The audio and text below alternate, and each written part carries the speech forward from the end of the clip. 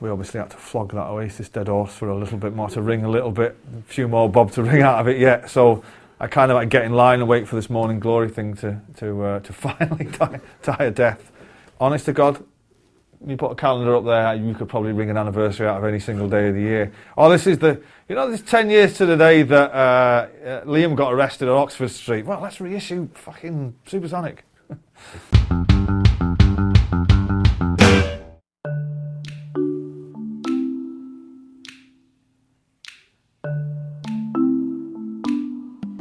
Well, I love Russell, but he don't half talk out of his arse sometimes.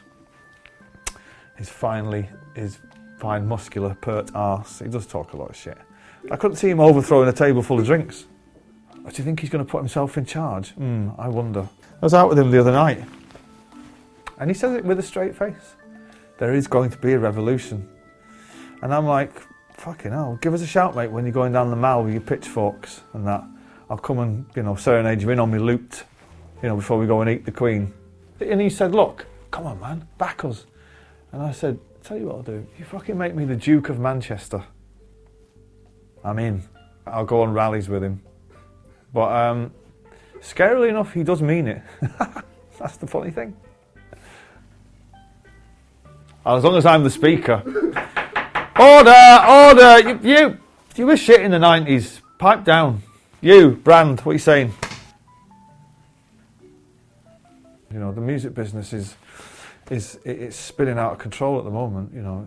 It fascinates me and infuriates me that people are more willing to sit in a coffee shop and spend a tenner on 2 coffees and talk about the weather to their friends,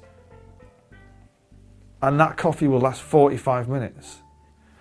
Yet they will physically get angry at you for asking you to buy an album for a tenner, which will last a lifetime, and might even tell you something about yourself, and might even change your life, or how you dress, or the outlook on everything. And it's a strange moment that we're in, where people will spend money, or willing to spend money, on shit. People expend a lot of money on shite apps, right? Frivolous nonsense, an app on your phone that makes farting noises. Who has less than 50 apps on their phone? Shite games, video games, consoles that cost 500 quid. You know how many albums you can buy for 500 quid? I can't do the maths, right? But it's a lot of music, innit? I fucking hate videos. I make no bones about it. I didn't get into music to be in a video. I'm not one of the Kaiser Chiefs. I hated doing videos with Oasis. I've done a couple of videos with Paul Weller. I hated that.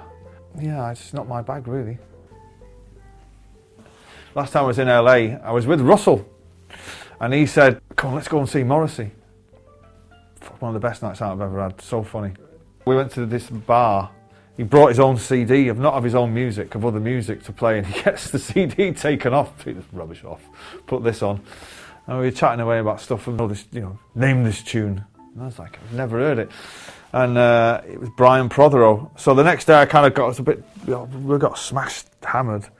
And the next day I asked Russell to email him and ask him what that tune was. And so it was Brian Prothero, so I downloaded it.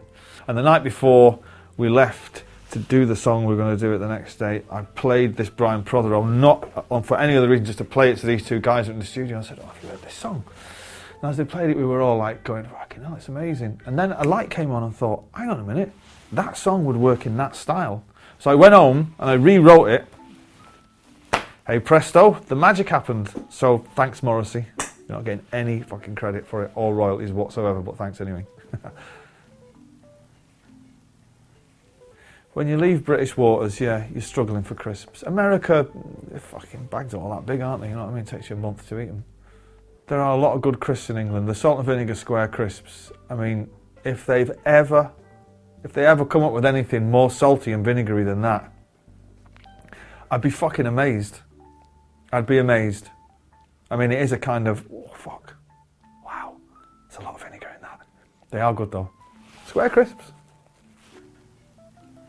They've not got Cockney accents, they've got that kind of posh school accent, do you know what I mean? They say draft.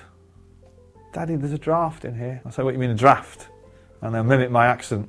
They're pretty cool kids. My daughter's very cool.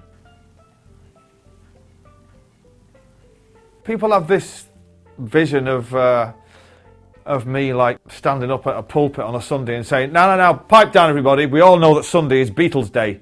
We're now going to listen to the White Album backwards and see if we can hear any satanic messages. You've got to let kids be into their own thing, you know, do you know what I mean? And develop their own pop culture.